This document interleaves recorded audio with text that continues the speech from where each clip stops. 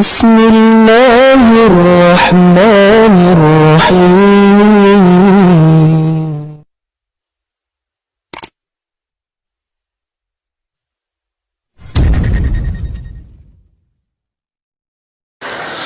Bahkan dalam taqwa Allah jamin kita selamat dari neraka jahannam. Thumma nunajjil ladzina ittaqaw wa nadharu adh-dhalimina fiha jithiya. Allah berfirman, orang yang bertakwa kami selamatkan mereka dari neraka jahannam, dan orang-orang yang zalim kami kekalkan mereka di neraka jahannam. Berarti tanda kita bertakwa, bergetar hati kita. Berapa kali kita si hari Jumaat mendengar wasiat takwa sampai sudah menjadi hafal. Walaupun khatib naik mimbar ittaqullah kan bahasa Arab, tapi masyarakat muslim sudah faham, tidak perlu diterjemahkan, bertakwalah kepada Allah. Begitu khatib naik mimbar, usikum wa nafsi bitaqwallah. Tapi kira-kira kalau pas dengar itu bergetar enggak hatinya? Nantuk. Usikum wa nafsi bitaqwa. Nantuk. Benar-benar hari Jumaat jam istirahat. Benar-benar jam istirahat. Kalau kita di Madinah hari Jumaat libur, kalau di Indonesia waktu Jumaat jam istirahat. Memang kenyataan, masuk masjid semua lagi istirahat. Hanya yang bekerja khatib yang Masya Allah bekerja. Aku heran kalau orang, kenapa di Indonesia kalau datang Jumat kenapa suka duduk di belakang? Aku heran itu. Ada apa di belakang? Padahal masjidnya sepi. Orang dulu ketika saya baca bagaimana ulama, akhlak ulama, termasuk Imam Syafi'i dan siapa yang ada di zaman Imam Syafi'i, saking mereka mengagungkan hari Jumat, selepas salat duha mereka tidak mau pulang, diam di saf pertama. Dari jam 7, jam 8 udah siap-siap Jumat. Kita nunggu khatib naik mimbar. Terus kalau khatib mati, ya mati kita. Tumben dah ada suara Jumatan. Khatib dah naik mimbar, udah kita santai-santai aja. Yang lebih membuat saya sakit kepala, khatib naik mimbar, usikum wa nafsi bitaqwallah, di halaman masjid lagi rokok. Astaghfirullahalazim. Ini tidak bisa, tidak pernah saya bayangkan itu. Selama saya di Madinah tidak pernah saya lihat orang lagi rokok pas khatib naik mimbar. Tidak pernah. Pas datang di sini, bukan subhanallah, na'udzubillah. Khatib, kalau tidak hormati khatib, paling tidak hormati hari Jumaat. Sebentar. Sekarang tahun-tahun masa modern, masa teknologi, khatib mengisi khutbah, kita sibuk chat di HP. Saya duduk nikmati khatib menyampaikan khutbah, yang sebelah saya main HP. Bahkan demi Allah saya pernah melihat orang lagi main game.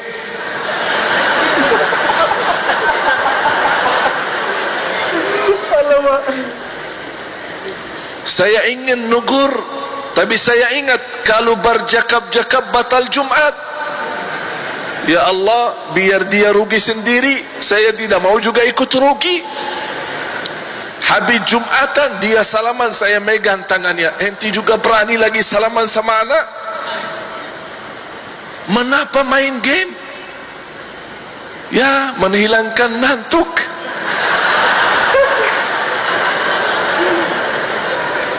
La haula wa la quwwata illa billah. Mohon maaf jamaah sekalian, saya bukan bicara kesalahan, tapi harus kita malu.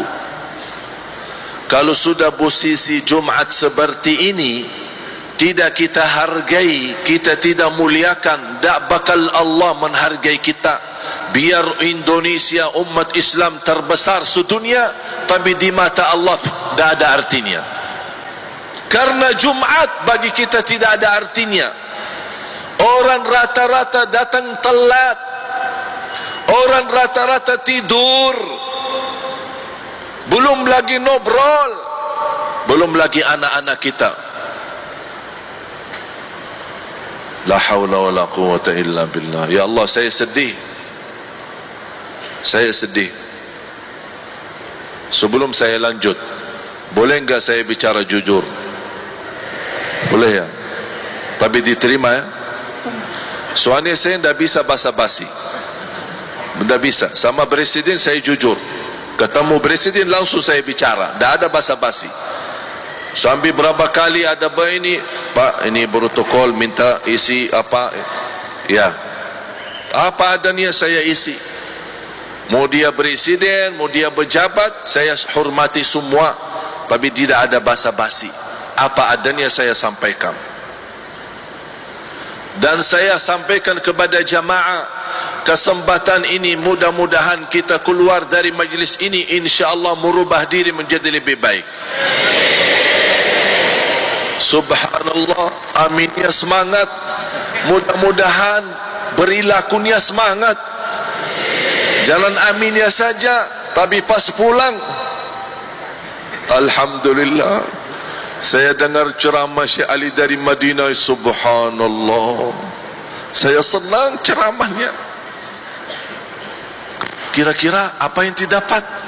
Bukannya ceramahnya bagus. Tak ada yang dapat. La haula wa la quwwata illa billah. Taqwa bukan hanya kunci kita selamat di akhirat, sukses di dunia. Taqwa. Ya ayyuhalladzina amanu taqullaha haqqa tuqatih. Jangan sebenar-benar takwa. Sifat pertama, bergetar hati, latihan. Bagaimana kalau kita dengar kata takwa atau saat menyebut nama Allah bergetar hati? Latihan. Latihan. Sebagaimana khusyuk datang, tidak datang langsung. Latihan. Bagaimana latihan? Nangis. Lagi zikir, nangis. Dah bisa nangis, pura-pura nangis. Latihan. Ya Allah, saya belum bisa nangis. Kok dah ada keluar air mata? Dah apa-apa.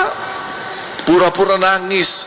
Niatnya, ya Allah, jadikan aku benaran bisa nangis. Mengapa? Karena Rasulullah menjanjikan, barang siapa yang menangis karena Allah, akan Allah haramkan masuk neraka. Nangis. Biasakan diri nangis. Istighfar, kita ingat dosa kita, nangis. Istighfar ketika kita ingat orang tua kita banyak membuat mereka tersinggung hati, nangis. Kita ingat kekurangan kita sama orang tua kita, nangis. Kita ingat ketika berapa kali ketiduran salat subuh, kita nangis. Semoga akan datang satu saat nangis kita benaran, dan Allah lihat titisan air mata yang sangat hangat, bahkan sangat panas.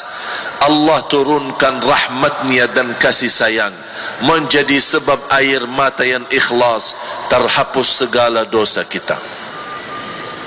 Nangis. Alladzina idza dzukira Allah wajilat qulubuhum wa idza tuliyat alaihim ayatuh zadatuhum imana. Lanjut. Dan apabila dibacakan ayat-ayatnya kepada mereka, bertambah kuat imannya. Subhanallah. Kira-kira kalau pas baca Al-Quran tambah iman atau tambah ngantuk? Dua-duanya ya? InsyaAllah dua-duanya. Ngantuk dan juga insyaAllah ada iman. Bagaimana supaya kita bisa menambah iman ketika membaca maupun mendengar kalamullah?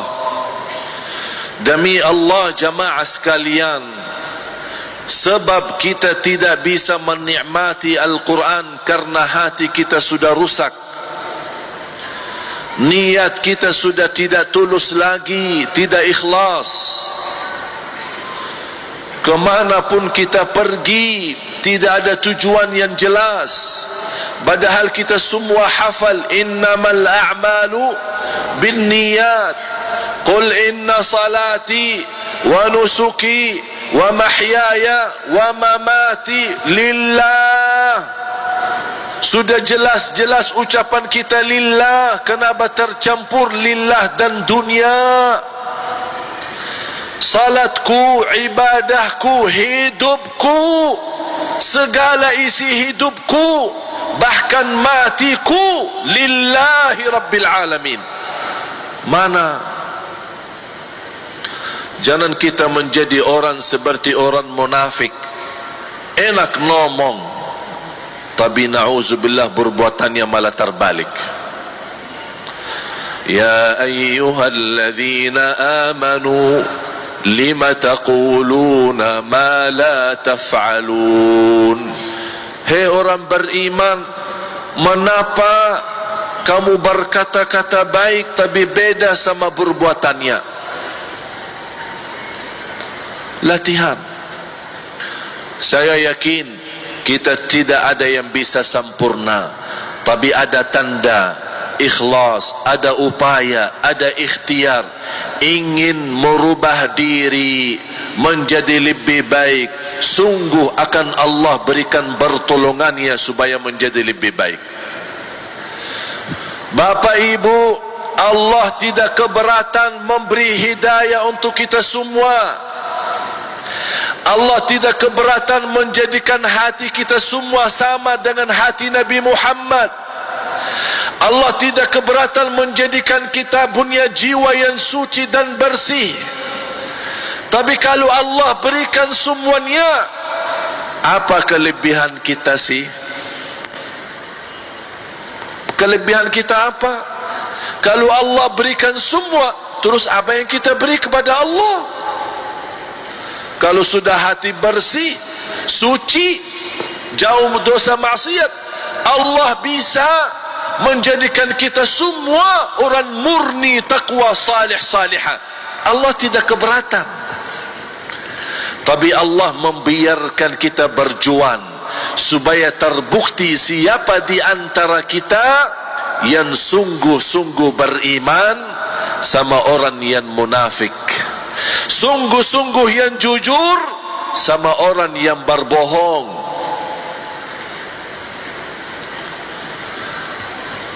Apakah kalian mengira akan masuk surga begitu saja sebelum Allah teliti kita siapa yang jujur dan siapa yang berdusta? Inilah dunia ujian. Menurut saya kelas, naik kelas kan, ujian nasional. Faham ujian nasional? Ini ujian internasional, bukan nasional lagi.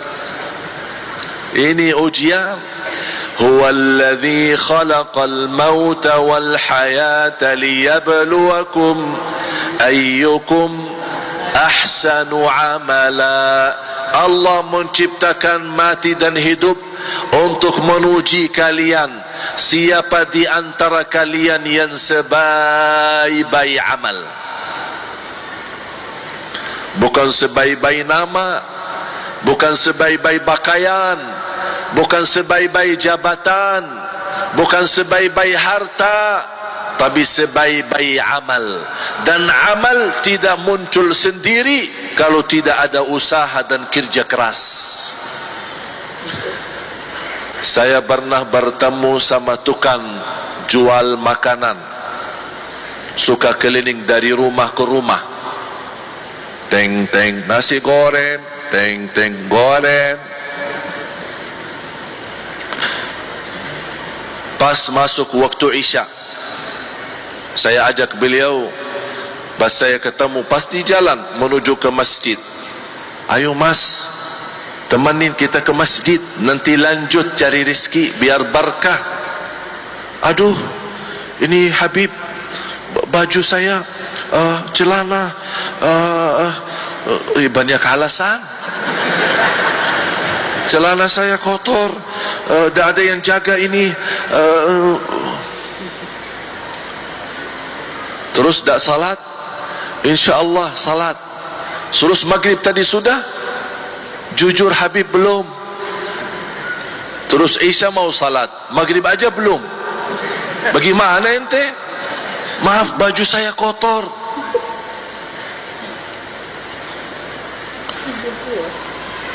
Sambil kata beliau, doakan semoga saya dapat hidayah. Jujur saja Habib, baru dia merasa malu. Jujur saja, saya memang kurang memperhatikan salat. Doakan semoga saya dapat hidayah. Saya bilang, ya insyaAllah. Ya Habib, ya yuk, Assalamualaikum. Kamu mau kemana? Ya biasa, lanjut cari rezeki. Gak usah, santai-santai aja, duduk manis. Saya nanti doakan supaya datang rezeki kepadamu. Langsung, oh gimana? Rezeki kan harus dicari. Subhanallah, rezeki harus dicari. Kalau hidayah, minta sama Habib, doakan aja. Iman hidayah dah harus dicari. Allah turunkan hidayah, Allah bagi hidayah. Tapi siapa yang bersungguh-sungguh cari hidayah, dapat. Sebagaimana bersungguh-sungguh cari rezeki, dapat. Allah adil. Jalan ke surga jelas, jalan ke neraka jelas. Tinggal kita milih. Aku heran, masuk surga aja gratis, tapi berat. Masuk neraka bayar. Mana ada dosa tak baki bayar?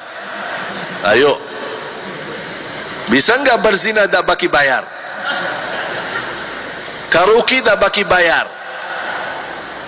Macam-macam dosa maksiat tak baki bayar? Ada enggak? Tak ada. Bayar. Mau bayar, ujung-ujungnya supaya menikmati. Bukan nikmati namanya, itu namanya gelisah hati sebab dosa. Tambah kita sadar, syahwat yang terbuang dengan cara haram sesaat saja dinikmati, tapi habis itu membawa penyesalan sampai hari kiamat. Nauzubillah. Buat apa kalau nikmati sesaat tapi selamanya menyesal? Selamanya gara-gara dosa tersebut membuat hati kita buruk, membuat hilang khusyuk, membuat susah tahajud, membuat susah berjamaah, membuat susah berakhlak. Mengapa kita salah langkah? Ternyata betul Allah tidak pernah menzalimi kita, tapi hamba yang suka menzalimi dirinya sendiri. Allah memerintahkan dan Allah juga melarang, tapi Allah tidak pernah maksa untuk bertaat. Dan Allah juga tidak pernah maksa untuk menghindari dari dosa. Kira-kira Bapak Ibu kalau dengar azan, kalau tidak mau ke masjid, apakah Allah marah sama kita atau mukul kita supaya sadar? Ada enggak? Tiba-tiba dengar azan dan mau ke masjid, ada tempel di muka kita. Ini dari mana ini? Pernah enggak? Allah tidak pernah maksa.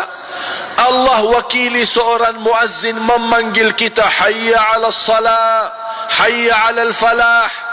Dah mau ikut, dah mau dengar, tidak mau taati, tidak mau ke masjid, ya terserah, itu pilihanmu. Tapi nanti kalau diazab, jangan salahin Allah. Kebaikan maupun keburukan itu pilihan. kita.